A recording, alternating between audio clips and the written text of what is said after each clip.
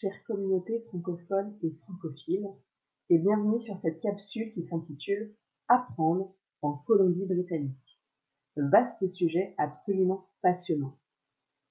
Cette présentation s'adresse à toute personne désireuse d'en savoir plus en français sur le système éducatif britanno-colombien. Cette présentation n'est pas exhaustive, alors je vous invite à vérifier les informations qui vous intéressent. Petite vue d'ensemble sur le système éducatif du pays. Donc, ce pays, le deuxième plus vaste au monde, qui compte 33 millions d'habitants, dénombre 5,7 millions d'enfants en 2020, enfants en âge d'être scolarisés. L'éducation relève de la compétence provinciale et non fédérale. C'est-à-dire que ce que je vais vous présenter est valable uniquement pour la Colombie-Britannique et vous ne pourrez pas le décliner sur les autres provinces qui auront leur propre loi en termes d'éducation.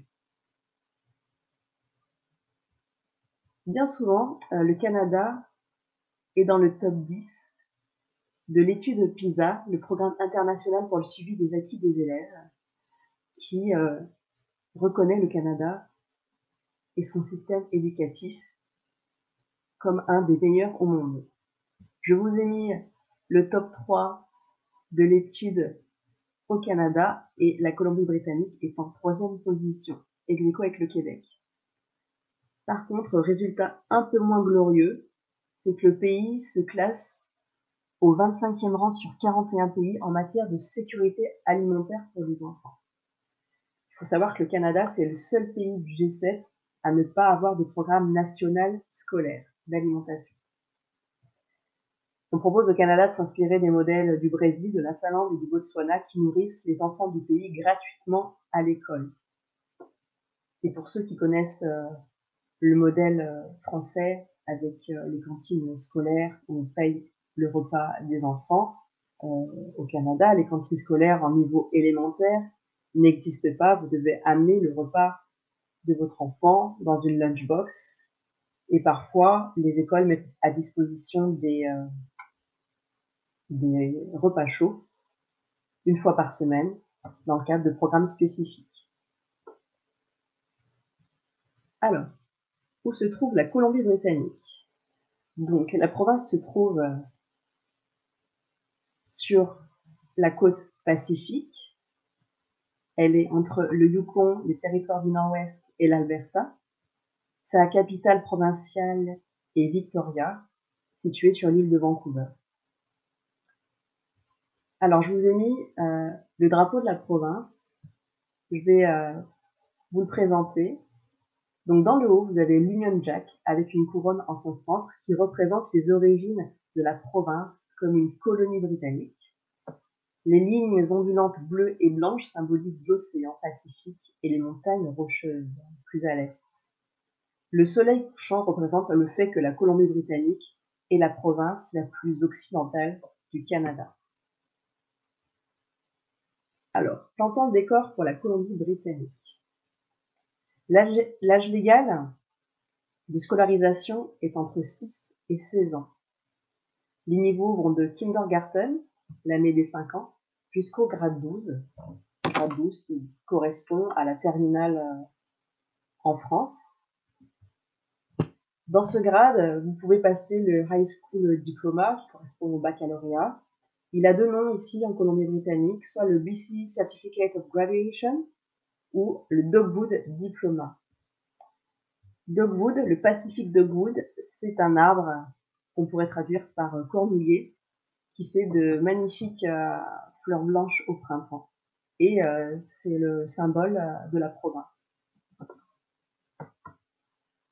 Concernant le rythme hebdomadaire à l'école élémentaire, les enfants vont à l'école 5 jours par semaine. Les horaires peuvent varier, mais en gros, c'est entre 8h et 9h le matin. Et l'après-midi, l'école finit entre 14 et 15h. La pause de midi est assez courte, entre 30 minutes à 1h, suivant les programmes et les écoles. Les vacances sont moins nombreuses. Vous n'aurez pas de vacances d'automne et ni de vacances d'hiver. Les 2 semaines à Noël et 2 semaines au printemps. Il y a des jours fériés qui sont différents de l'Europe et d'autres qui sont communs. Concernant les professeurs, une fois par mois, ils ont une journée qui leur est dédiée. Donc c'est une journée dans la semaine où les enfants ne vont pas à l'école et on appelle ça un Pro Day, donc un Professional Development Day. Donc c'est une journée où les instituteurs se forment sur le sujet qu'ils souhaitent pour pouvoir être toujours à jour dans leurs enseignements. Alors maintenant, on va rentrer dans le vif du sujet sur les options d'éducation que l'on peut trouver dans la province. Donc, je vais présenter en détail les 3 types d'options, donc l'école publique ou indépendante, l'école à distance ou l'instruction en famille. Alors, dans ce tableau, vous avez les deux premières options. Alors, l'école physique, qu'on appelle Bricks and Mortar School, donc de briques et de mortier, c'est-à-dire physique, et l'école en ligne, qui s'intitule ici Online Learning. Donc, je vais parler des statuts parce que c'est important d'avoir ça en tête quand je vais basculer sur le homeschooling tout à l'heure. Donc, le statut est inscrit, enroll. Vous dépendez du ministère de l'Éducation et le document de référence s'appelle le School Act. Que ce soit une école publique ou indépendante, on va dire privée, qui est financée par la province, qui respecte le programme éducatif. Donc ça peut être une école religieuse, mais aussi une école avec une pédagogie alternative comme Montessori, Waldorf. Donc voilà, ces écoles relèvent du ministère de l'Éducation. Je ne vais pas lire en détail le tableau. Si vous êtes curieux, je vous laisse appuyer sur pause pour en savoir davantage. Mais sachez que la seule différence, c'est que l'apprentissage pour l'online learning se fait à la maison ou ailleurs. Et il est important aussi de noter que quand vous êtes dépendant du ministère de l'Éducation, l'école finance par enfant $600 au titre du SRLF, qui veut dire Student Learning Resource Funds. Donc vous pouvez utiliser ces fonds pour offrir à vos enfants des activités de loisirs, du sport, des cours de musique. Ok. Alors, je vais préciser un petit peu plus ce que c'est le online learning en Colombie-Britannique.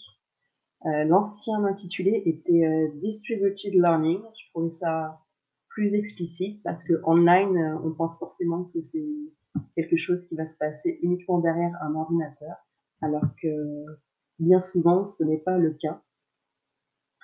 Donc, quand vous allez sur le site de la province, vous avez 2 options pour choisir les programmes online learning. Soit vous pouvez faire une recherche par école, soit une recherche par cours et programme. Par exemple, vous voulez des cours en français, vous voulez plutôt une école qui propose un enseignement qui a un gros focus sur le design, l'art. Là-dedans, sur cette deuxième partie, vous pourrez trouver.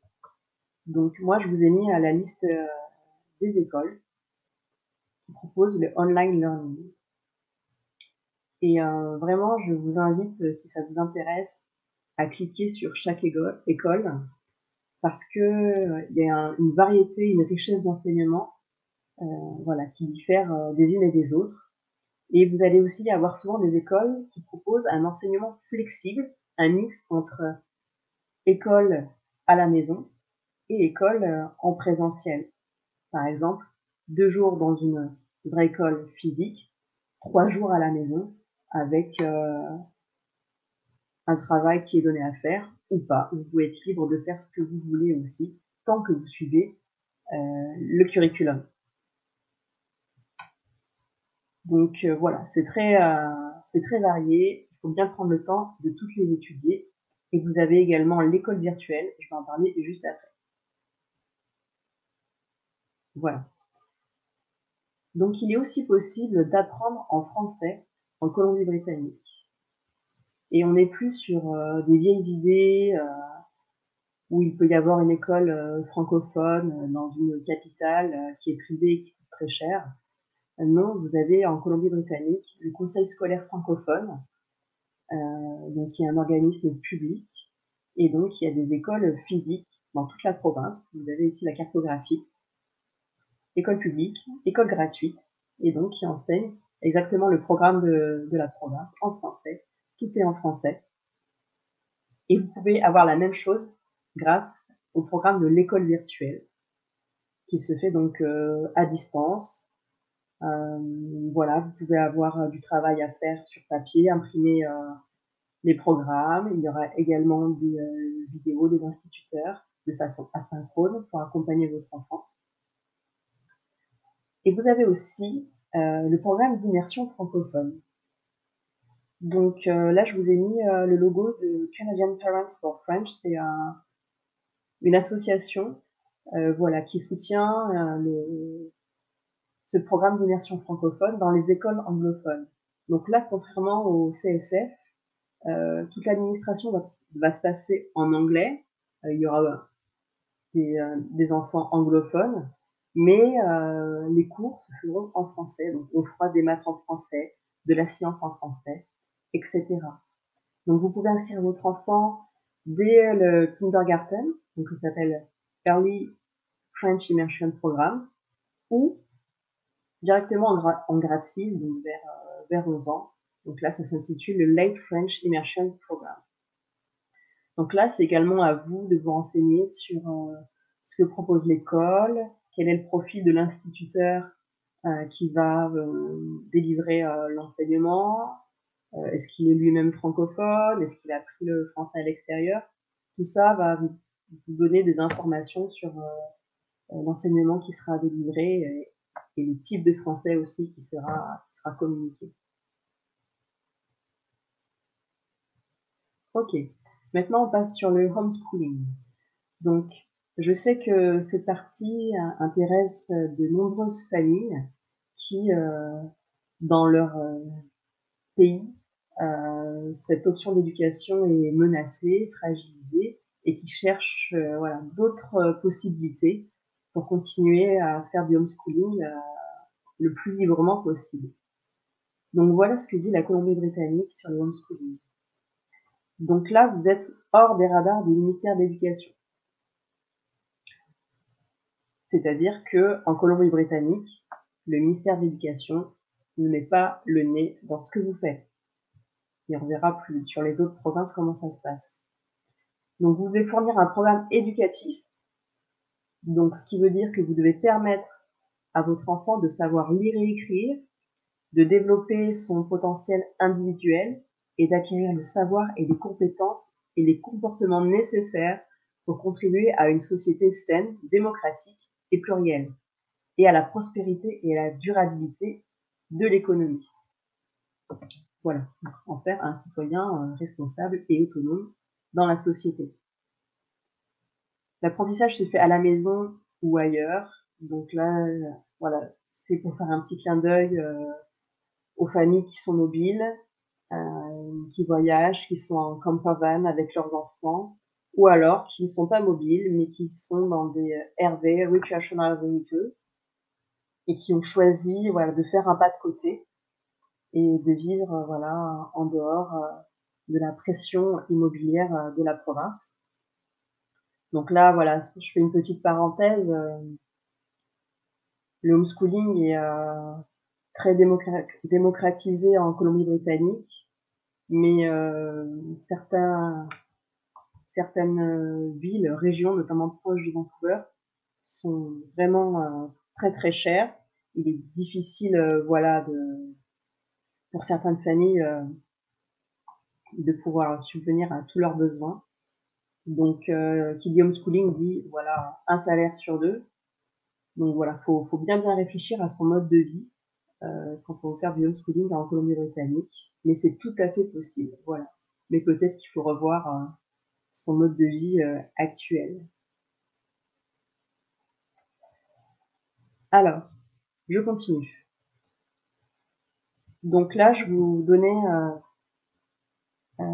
l'information sur le online learning et sur les écoles physiques que vous devez être enrolled. Et contrairement, ici, le homeschooling, vous devez être registered, donc déclaré, chaque année pour avoir le droit de rester en dehors du système éducatif. Et vous devez le faire obligatoirement l'année des 6 ans, donc en grade 1, avant le 30 septembre de chaque année.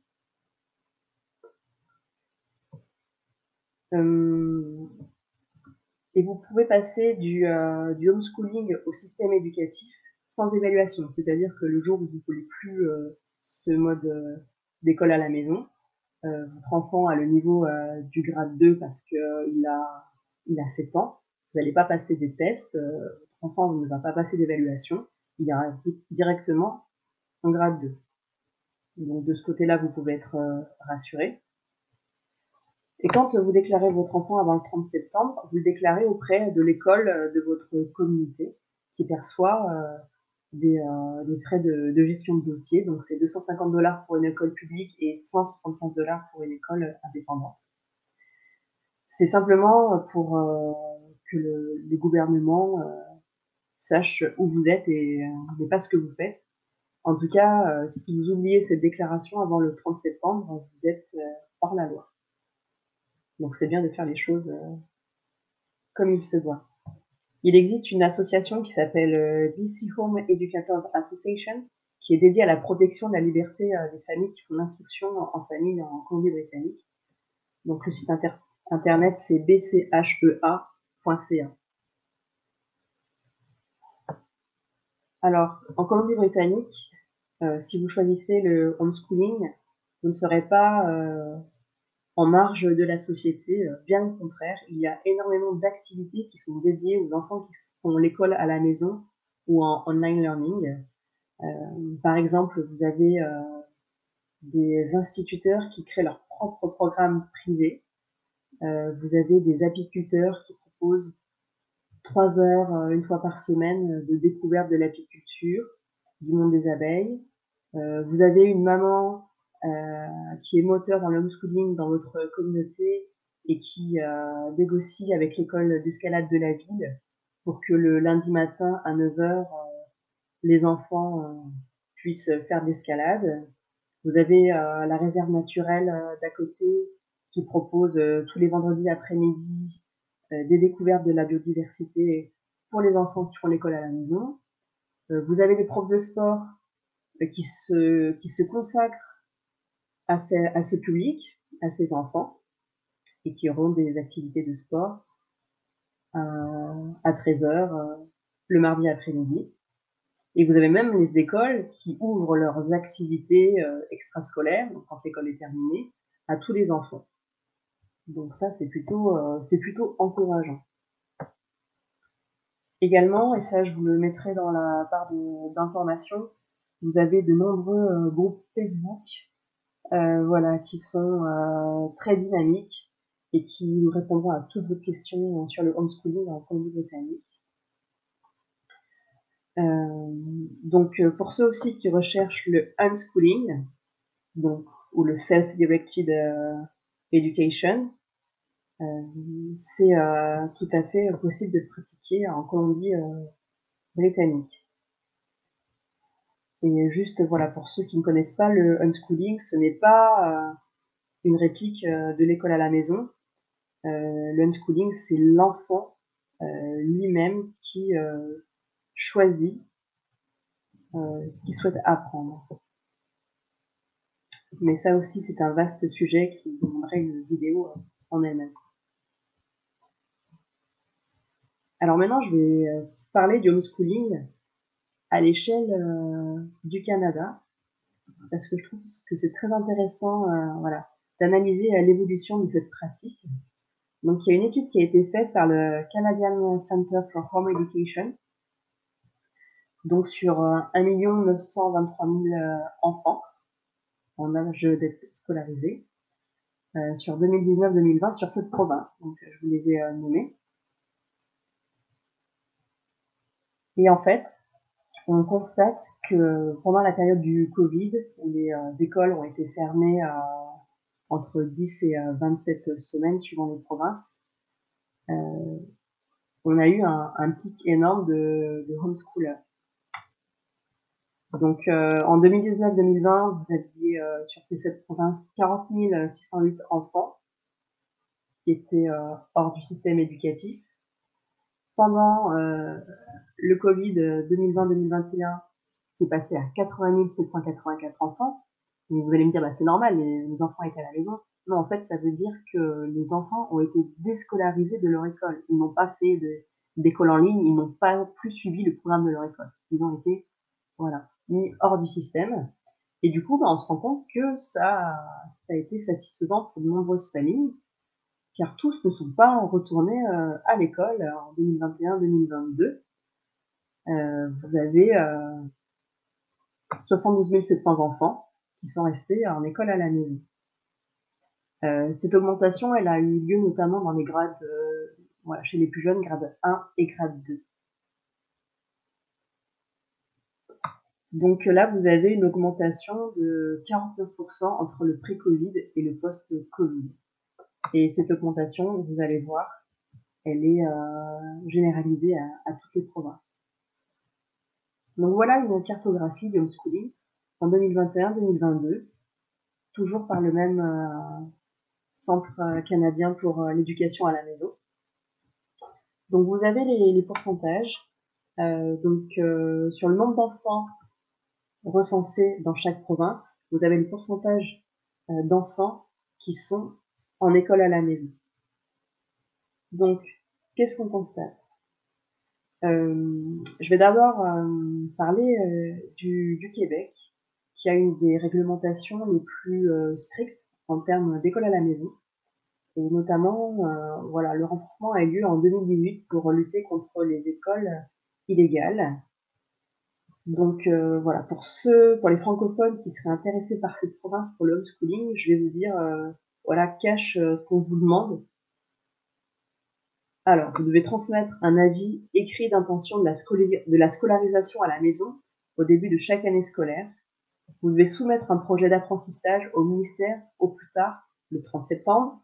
Vous devez dresser un état de situation à la mi-année, soit de 3 à 5 mois après le début de la mise en application du projet d'apprentissage.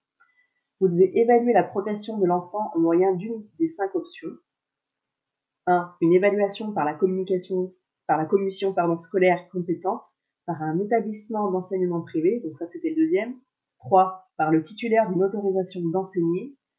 4. Par une épreuve imposée par le ministère. Et 5. Par un portfolio soumis au ministère. Donc voilà, si vous n'êtes pas habitué déjà dans votre pays au homeschooling, ça peut en effrayer plus d'un. Mais sachez que le Québec a vu aussi son taux augmenter. Donc c'est possible.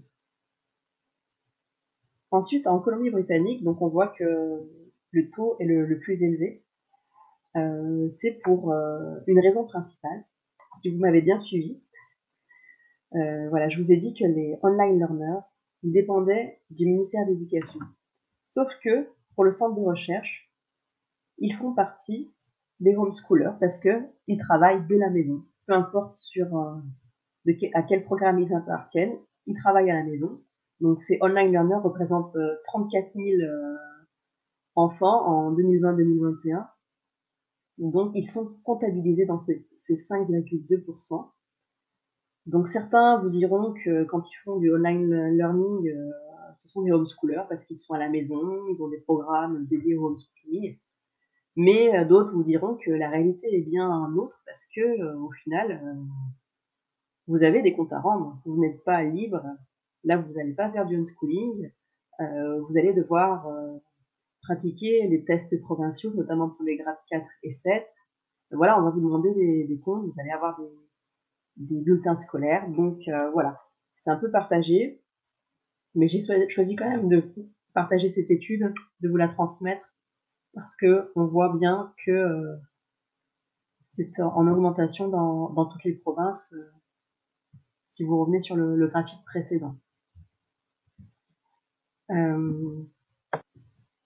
Donc en Colombie-Britannique, l'école à la maison est développée bien sûr dans toute la province, mais vous avez une zone qui s'appelle le Lower Mainland à l'est de Vancouver, qui s'étend sur une centaine de kilomètres, qui a connu une explosion en termes de d'enfants qui font l'école à la maison.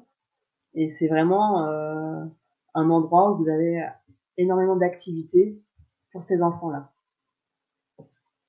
En Ontario aussi, le pourcentage est assez élevé, mais c'est quelque chose aussi, c'est une province qu'on peut aussi mettre à la marge, parce que avec la Colombie-Britannique, c'est une province très laxiste en termes de homeschooling, et là, vous n'êtes même pas obligé de déclarer votre enfant avant le 30 septembre. Donc le Centre canadien pour l'école à la maison, il estime environ 70 000 enfants qui sont hors des radars de la province. Et voilà, qui sont pas du tout enregistrés. Donc voilà, vous avez un panorama du homeschooling en 2021-2022. Et voilà, c'est vraiment pas évident d'avoir des chiffres, mais on peut juste étudier des tendances.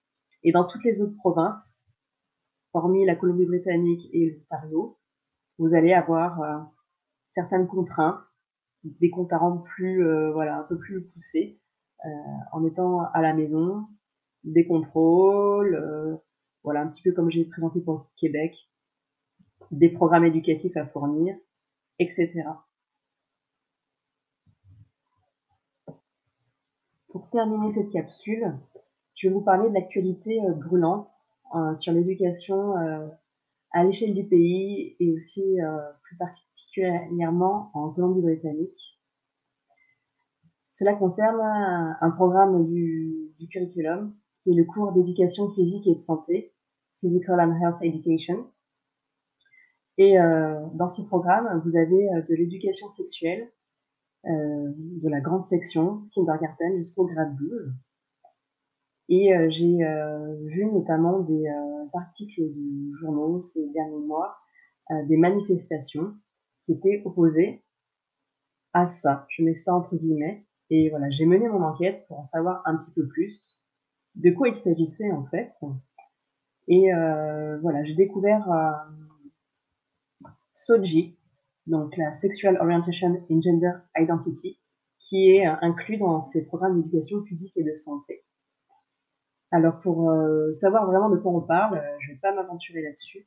Je vous conseille d'aller voir sur YouTube la vidéo de Osmose sur le SOGI, qui explique vraiment bien ce que c'est, et notamment aussi la définition des pronoms et comment ils sont utilisés au Canada. Et ça pourrait aussi faire l'objet d'une autre vidéo. Donc tout ça est renforcé dans l'éducation. C'est un choix gouvernemental pour permettre à la communauté 2S LGBTQI+, le 2S, ça fait référence aux Two-Spirits des communautés autochtones, de plus être stigmatisés et de lutter contre le harcèlement de ces personnes, et d'éduquer au maximum, de mieux comprendre ce qu'elles vivent, ce qu'elles ressentent, pour faire de l'école un endroit le plus inclusif possible. Voilà ce que je voulais vous dire à ce sujet. Je vous remercie de m'avoir écouté jusqu'au bout. J'espère que cette présentation vous a plu, que vous avez appris des choses, que ça vous a ouvert de nouveaux horizons. Et si vous avez besoin d'un petit coup de pied de biche pour effectuer un changement dans votre vie, comme une immigration, n'hésitez pas à me contacter, je me ferai un plaisir de vous aider. À très bientôt, merci.